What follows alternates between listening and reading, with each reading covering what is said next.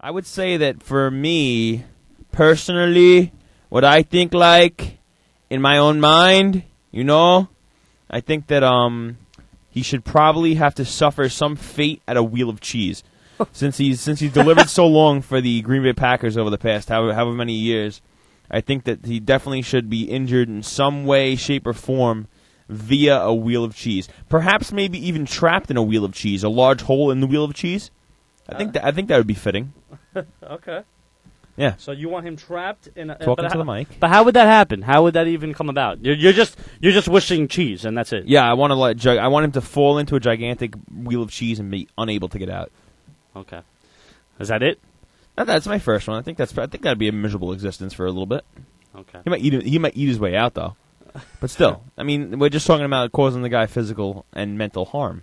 I mean, let me just make something clear. I know a lot of people are probably going to call up or text me and just be like, I want Favre to die, because that's how aggravated people are. No, we have to know how. Yeah, if you're going to say that, give us like some sort of scenario. Like Chinese water torture. Yeah, perhaps. or like taking his nails out like one by one until he bleeds to death or something. If they wanted to get in touch with us, how would they do so? They can call us or they could IM us. And how would they call us? Do you know the number yet? 718-535-0005. Very good. It's only been 15 weeks. All right, so what do you got? All right, here we go. I was actually thinking about this for a while. This is pretty elaborate. I want him to get on the field, right? Uh-huh. And I want everything to happen on the field to be completely indecisive. I want him to get in the huddle. I want his entire team to go half and half if it's going to be a run or a pass. Okay? I want him to throw a pass, and I want the play to be stopped every single play. Was it pass interference or was it not pass interference?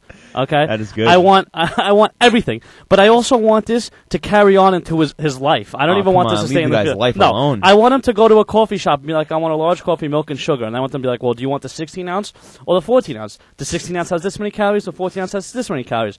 I want one of those traffic cops. The ones that go for every traffic light. I want them to be at every traffic light that he passes and just keep telling him to stop and go. Like, not one smooth pass. He's got to stop and then go. Stop and then I want every single aspect of this man's life, I want to be like complete confusion and up in the air, because he's basically done this to an entire city.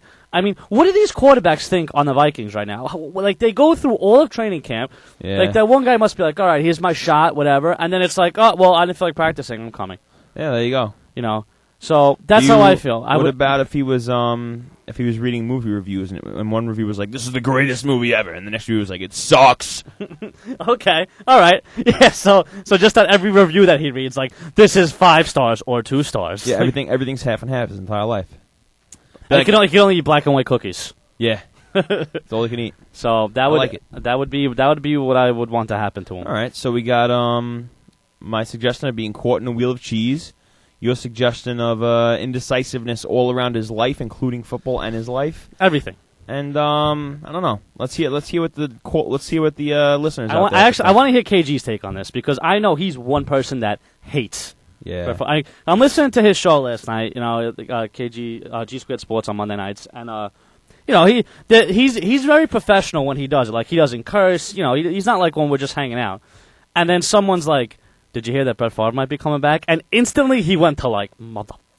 Like, he just went off. And I was like, but, and you know what I'm tired of now, too? I'm tired of going onto sports radio all day and hearing about this. That's what gets me mad, because I want to hear you. Stop delving into sports here. Keep it on No, a personal I'm not level talking about sports. I'm talking about sports radio, what I listen to all day long. So it's like, it's repeated about how redundant this is. But it's like everyone still talks about it. Like, all sportscasters should put a complete boycott on this.